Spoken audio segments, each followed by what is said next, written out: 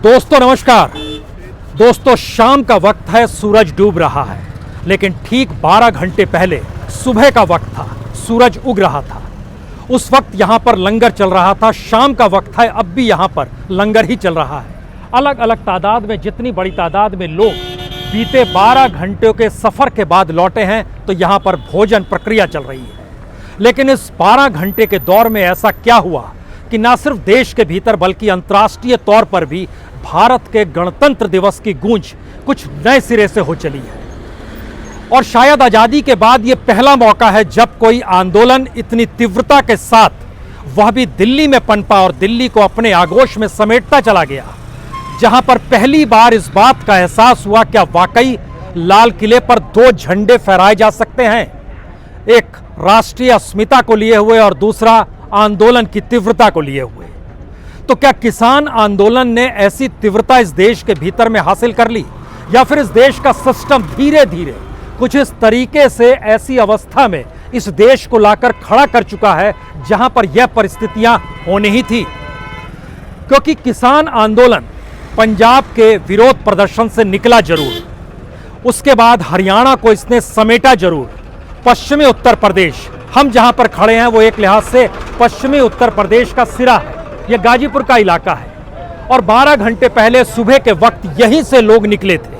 उस वक्त किसी को एहसास नहीं था कि जो निर्धारित रूट है उससे हटकर हर की आंख लाल किले की तरफ है, क्योंकि लाल किले के प्राचीर से हर 15 अगस्त यानी आज़ादी के दिन देश के प्रधानमंत्री कुछ ऐलान करते हैं। और यह परंपरा कोई आज की नहीं है, 1947 के बाद से यह परंपरा चली आ रही है। लेकिन 1947 के बाद से 2020 तक इस देश में लगभग 42 आंदोलन हुए हैं, जिसमें से 6 आंदोलन खेती से जुड़े हुए हैं। लेकिन कभी कोई आंदोलन लाल किले तक पहुंचने की स्थिति को दिखला नहीं पाया। तो फिर यह कौन सी परिस्थिति थी जिसमें लाल किले तक पहुंचकर झंडा फहराने की सोच थी? वह कौन सी इस देश की परिस्थिति थी जिसमें पहली बार गणतंत्र के दिन ही यानी गणतंत्र दिवस के दिन ही याद संविधान को भी किया गया? और संविधान इस दौर में किस तरीके से राजनीतिक सत्ता के जरिए मटियामेट होता चला जा रहा है, यह भी कुछ छुपा हुआ नहीं है। क्योंकि जिन 3 कानूनों का जिक्र होता है, तो यहां पर जब बात किसी से भी कीजिए वो इस बात का जिक्र करता है, पार्लियामेंट के भीतर भी वोटिंग नहीं हुई, ध्वनि मत से पास कर दिया गया। विपक्ष स्टैंडिंग कमेटी का जिक्र कर रहा था, स्टैंडिंग कमेटी के पास कानून नहीं भेजा गया, राज्यों से सलाह मशविरा नहीं किया गया, फिर भी ये कानून की शक्ल में हमारे सामने खड़ा है। हमें लगता है कि आज आपको कुछ ऐसे पन्नों को खोलने की जरूरत है जिसके बाद आप समझ पाएंगे कि क्या वाकई इस देश के भीतर में संविधान को ही ताक पर रखा जा चुका है, और खास तौर से राजनीतिक सत्ता। क्योंकि भारत के संविधान के भीतर में हर वो चीज दर्ज है जिस चीजों को मौजूदा वक्त में खत्म किया गया, चाहे वो नागरिकों के अधिकार हो, चाहे इस देश में बोलने की आज़ादी का सवाल हो, चाहे इस देश में इंफ्रास्ट्रक्चर का सवाल हो, चाहे शिक्षा का सवाल हो, चाहे बेरोजगारी का सवाल हो, चाहे कृषि का ही सवाल क्यों ना हो। ये सारे सवाल कॉन्स्टिट्यूशन के बीच आर्टिकल दर आर्टिकल कैसे खारिज हो गए हैं। हमें लगता है कि कॉन्स्टिट्यूशन के कुछ डॉक्यूमेंट्स के जरिए आज जरा समझ लीजिए कि किस स्थिति में इस देश ने राजनीतिक सत्ता के जरिए कानूनों को खत्म किया। और अब सबसे बड़ा सवाल यह हो चला है कि अगर आंदोलन ही कानून से इतर देखने लगे तो फिर इस देश के सामने कौन सी व्यवस्था बचेगी। कॉन्स्टिट्यूशन बहुत साफ तौर पर कहता है कि आर्टिकल 14 से 18 तक इस देश के नागरिकों को उसके हर अधिकार को संरक्षित किया जाएगा। क्या राज्य ने ऐसा किया है?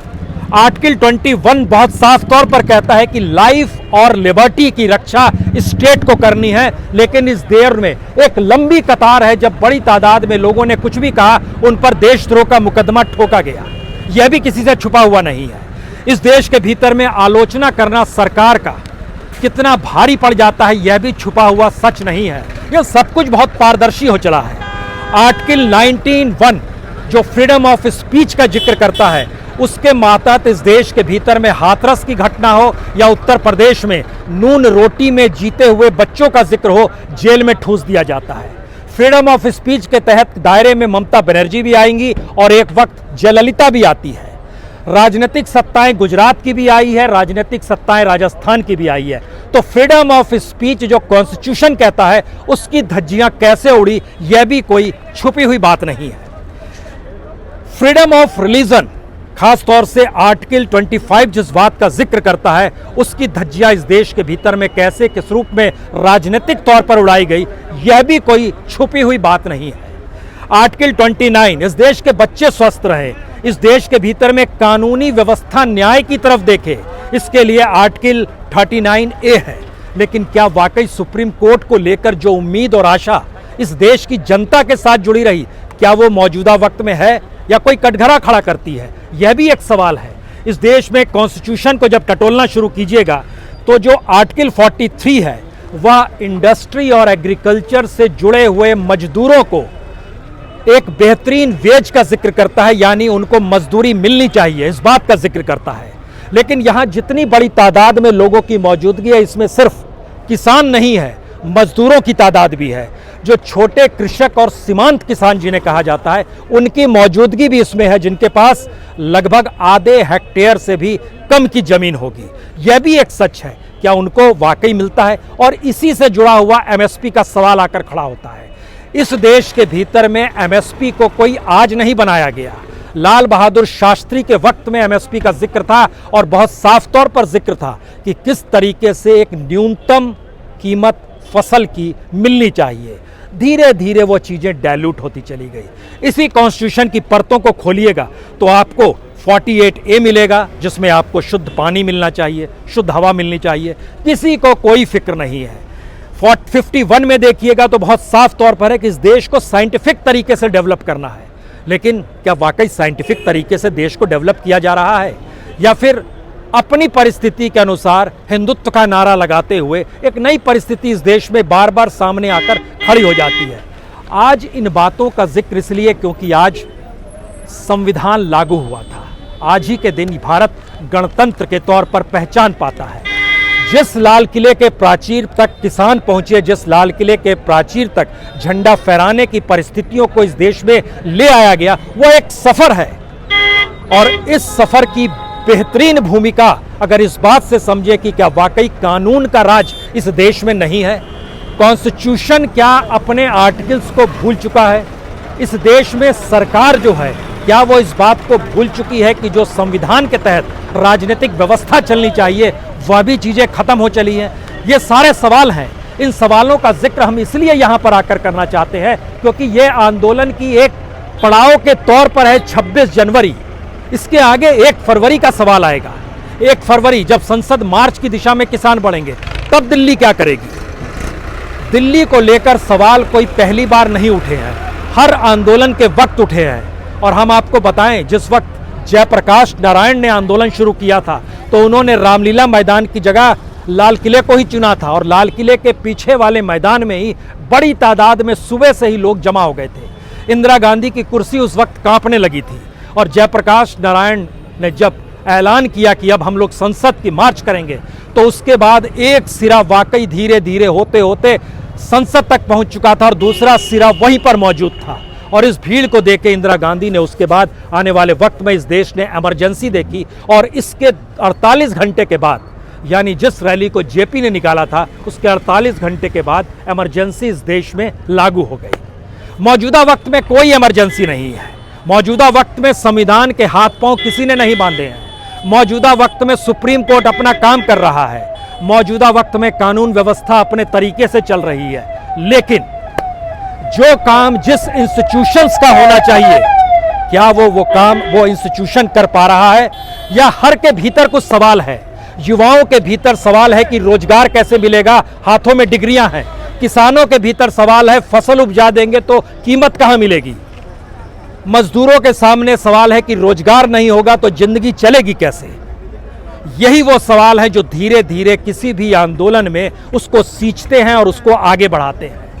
सवाल है, कोई भी आंदोलन 2 महीने तक लगातार चलने के बाद कैसे अपने आप को बढ़ाते चला जा रहा है, शायद किसान आंदोलन के जरिए इसलिए समझने की जरूरत है क्योंकि इस दौर में भारत की अर्थव्यवस्था डामाडोल है।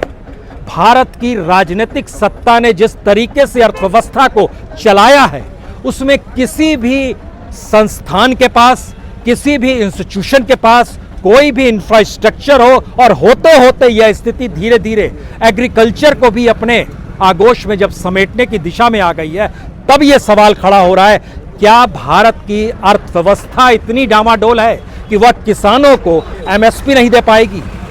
क्या इतनी डामाडोल है कि आने वाले वक्त में पीडीएस सिस्टम नहीं चलेगा? क्या इतनी डामाडोल हो चली है कि इस देश के भीतर में एफसीआई के गोडाउन्स नहीं रहेंगे, कॉरपोरेट्स के गोडाउन आ जाएंगे? ये सारे सवाल हैं, और इन सवालों का जवाब ऐसे आंदोलन के भीतर घुसकर मिले या ना मिले, लेकिन ऐसे आंदोलन उस राजनीतिक व्यवस्था पर सवाल जरूर खड़ा करते हैं जो राजनीतिक व्यवस्था एक तरफ संविधान को चूमती है, संविधान की शपथ लेती है, लेकिन दूसरी तरफ संविधान में दर्ज नागरिकों के हक और अधिकारों को कहीं ना कहीं बटिया मेट कर देती है। और शायद इसीलिए हमें लगता है कि इस दृश्य को जब आप देखेंगे तो बड़ी तादाद में यही वो सड़क है जहां से किसानों ने जब यहां पर मार्च किया तो सीधे दिल्ली की दिशा में बढ़ते चले गए। दूसरी तरफ की ये सड़क बतलाती है कि किस तरीके से किसान धीरे धीरे लौट रहे हैं। दिल्ली के 5 बॉर्डरों का नज़ारा कम से कम यही है, और एक सवाल शायद समूची दुनिया के सामने है, क्या दुनिया के तमाम आंदोलन जो किसी भी तर्ज पर हुए हों, उसको अगर 21वीं सदी में आप लेकर आइएगा तो आपको वाकई अरब स्प्रिंग याद आएगा, जिसने अरब वर्ल्ड को आंदोलन के हिस्से में लाकर खड़ा कर दिया था। आपके जहन में क्लाइमेट यानी पर्यावरण को लेकर दुनिया भर में वो आंदोलन समझ में आएगा किस तरीके से वॉल स्ट्रीट को घेरने का सवाल था। और इस दौर में अगर आप देश के भीतर झांकेंगे तो फिर देश के भीतर के उन आंदोलनों को समझिए जो इस देश में निर्भया कांड में भी हुआ था, इस देश में लोकपाल के वक्त भी हुआ था, इस देश के भीतर आदिवासियों को लेकर भी हुआ था। लेकिन हर आंदोलन के बाद की परिस्थितियां आंदोलन करने वाले लोगों को क्या राहत दिला पाई? यह सवाल शायद मौजूदा वक्त में किसानों के सामने है, मौजूदा वक्त में उन लोगों के सामने है जो इस आंदोलन में शरीक हो रहे हैं। इसीलिए 3 सवाल सबसे बड़े हो चले हैं। क्या राजनीतिक व्यवस्था ने संविधान की पटरी छोड़ दी? क्या संविधान ना होने पर कानून की जो स्थितियां थी वो खारिज हो गई? क्या राजनीतिक व्यवस्था जो है इस दौर में कानून को इतने कमजोर तौर पर देख रही है जहां पे कोई भी चाहे कुछ भी कर सकता है? यह वो स्थितियां हैं जो लाल किले तक ले गई, या फिर वह स्थितियां हैं जो कि किसान यह सोच रहा था कि वह शायद दिखलाना और बतलाना चाहता है कि लाल किले के प्राचीर पर खड़े होकर अगर प्रधानमंत्री राष्ट्र को संबोधित कर सकते हैं तो हम भी वहां पहुंचकर अपने झंडे को क्यों नहीं? ये खालसा पंथ का झंडा है जिसको वहां पर लहराया गया, और ये तकरीबन 400 बरस पहले जो छठे गुरु थे उन्होंने इस झंडे को अपनाया, जो त्रिकोण होता है उसको वहां पर अपनाया गया था, उस झंडे को वहां पर लगाया। यानी एक लिहाज से यह माना जाता है कि वह बहुत सीधे तौर पर आपको भगवान से जोड़ता है, ईश्वर से जोड़ता है, गॉड से जोड़ता है। इसीलिए वह झंडा जो है तमाम गुरुद्वारों पर आपको लहराता हुआ मिल जाएगा।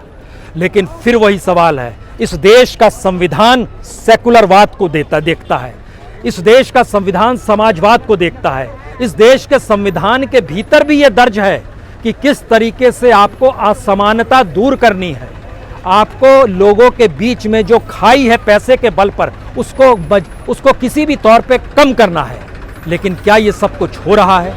ये सारे सवाल धीरे धीरे उठेंगे ही। और मेरे ख्याल से आज जब 26 जनवरी के दिन दिल्ली का जो नज़ारा समूची दुनिया ने देखा, देश ने देखा, जाहिर है हिंसा की भर्त्सना होनी चाहिए, हिंसा की भर्त्सना होगी। जो तय निर्धारित रूट था उस रूट पे आप नहीं चले, उसकी भी आलोचना होगी। लाल किले पे आप झंडा फहरा रहे थे, उसकी भी आलोचना की जाएगी।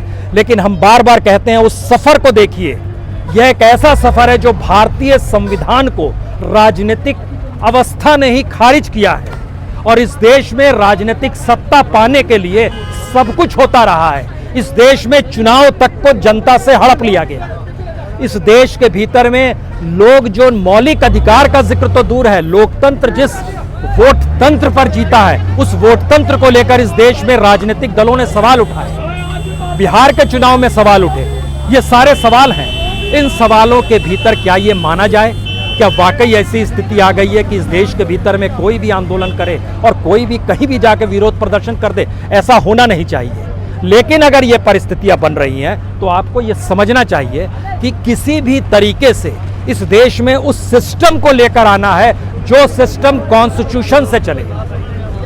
संविधान को खारिज कर कोई व्यवस्था नहीं चल सकती है। संविधान से हटकर कोई परिस्थितियां नहीं चल सकती है। ये सारी स्थितियां बार बार इसी दिशा में इंगित करती है। क्या कहीं स्टेट फेल तो नहीं हो रहे हैं? क्या ऐसी स्थिति तो नहीं आ पा रही है? इस तरीके से लोगों के भीतर का गुस्सा हर जगह फूट पड़ता है। ये लगातार लोगों का जो जमावड़ा है, हमें लगता है कि आज इस बात को भी समझिए, इस बात को लेकर बड़ी बहस चल रही है कि आखिर वो कौन सा झंडा है जो लाल किले पर फहरा दिया गया और क्या उसको लेकर कुछ सवाल नहीं है? हमें लगता है कुछ सवाल हो सकते हैं, लेकिन इसको कहा जाता है निशान साहेब का झंडा। जी, 1609 में सिक्स नानक गुरु जो थे, गुरु हरगोबिंद जी, उन्होंने ही इसको किया था। और इसमें जो दोधारी कंडा होता है और दोनों तरफ कृपाण होते हैं और बीच में एक ग्राउंड की स्थिति रहती है, इसको कहते हैं क्रिएटिव पावर ऑफ गॉड। ये बड़ा पवित्र माना जाता है, इससे कहाँ इनकार है। लेकिन फिर वही सवाल, या तो इस देश में कॉन्स्टिट्यूशन मानिए या फिर राजनीतिक सत्ता को कॉन्स्टिट्यूशन के हिसाब से चलना होगा। ये आंदोलन इसका भी पाठ पढ़ाएगा, क्योंकि अगर राजनीतिक सत्ताएं ही कॉन्स्टिट्यूशन को छोड़ देंगी तो फिर कोई भी कॉन्स्टिट्यूशन को अपने हिसाब से चलाएगा। और अलग अलग राज्यों में जो भी कानून काम कर रहे थे, उन कानूनों को लेकर सवाल ये है, क्या वाकई राज्य को ये अधिकार है कि किसी भी आंदोलन को लेकर वह लोगों को घरों में कैद कर दे? इस देश के भीतर में बहुत बार आंदोलन हुए, लेकिन इससे पहले ऐसी परिस्थितियां कहीं नहीं थी। शायद इसीलिए 2 महीने तक के इस आंदोलन ने एक मैसेज इस देश की उस लोकतंत्र के मंदिर को भी दिया है, यानी पार्लियामेंट को भी दिया है, कि आप किसी भी हालत में इस देश के लोगों के साथ सरोकार रखिए, उनकी जरूरतों को समझिए, उनके अधिकारों को समझिए, उनकी परिस्थितियों को समझिए। अन्यथा चीजें इस देश के भीतर में लोग अगर खड़े हो जाएंगे तो फिर कानून तो लोगों के लिए है। इसीलिए कॉन्स्टिट्यूशन शुरू होता है we the people for the people, और अगर पीपुल ही गायब हो गया तो फिर कहां चीजें बचेंगी। और शायद आखिरी बात, इस देश में लोकतंत्र का मंदिर पार्लियामेंट है। इस देश में कॉन्स्टिट्यूशन की व्याख्या करने के लिए सुप्रीम कोर्ट है। इस देश में जांच एजेंसियों के तौर पर सीबीआई भी है, ईडी भी है, आईबी भी अपने तौर पर काम करता है। लेकिन हर इंस्टीट्यूशन ने अगर अपने काम को छोड़ दिया जो उसको संविधान से पावर मिलता है, यानी संविधान के मातहत एक स्वायत्त संस्था के तौर पर उसकी जो मौजूदगी है, अगर वही खत्म हो गया तो फिर इस देश के भीतर में नागरिक क्या करेगा? वो अपने अधिकारों की लड़ाई लड़ने कहां जाएगा? यह एक सवाल है, और इस सवाल का जवाब हमें लगता है कि पार्लियामेंट अगर सजेगी तो उसे देना पड़ेगा। और 1 फरवरी को जब इस देश का किसान पार्लियामेंट की तरफ बढ़ेगा पैदल मार्च करते हुए, तो शायद लोकतंत्र के मंदिर से भी कुछ सवाल खड़े होंगे, क्योंकि वहां बैठे हुए तमाम सांसदों के जहन में ये सारे सवाल होंगे। सुप्रीम कोर्ट के भीतर भी ये सवाल होंगे। शायद इसीलिए लंगर, सेवा, संघर्ष, आंदोलन, यह सब किसी भी देश के भीतर अपनी मांगों को लेकर किए जाते हैं।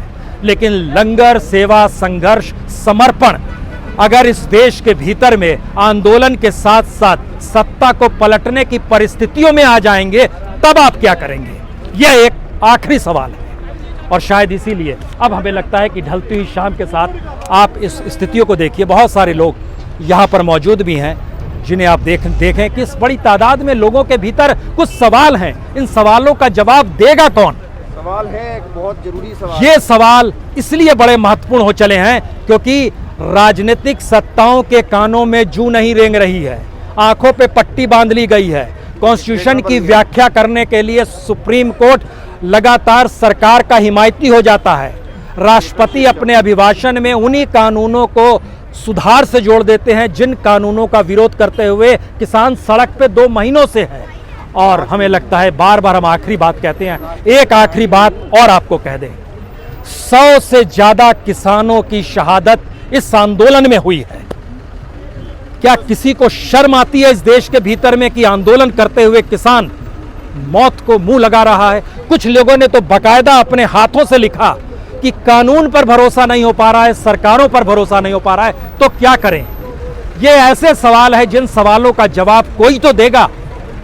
और भारत की राजनीतिक स्थितियां, भारत का लोकतंत्र, भारत का संविधान कहता है कि जब नागरिक अपने नुमाइंदों को चुने तो वह नुमाइंदे लोकतंत्र के मंदिर यानी संसद के भीतर बैठकर खामोशी ना बरतें, बल्कि जिन्होंने उन्हें वोट दिया है उनके सवालों को वहां पर रखें। शायद ये सवाल उठ नहीं पा रहे हैं, इसीलिए जब संसद खामोश हो जाती है तो सड़क से आवाज आएगी ही।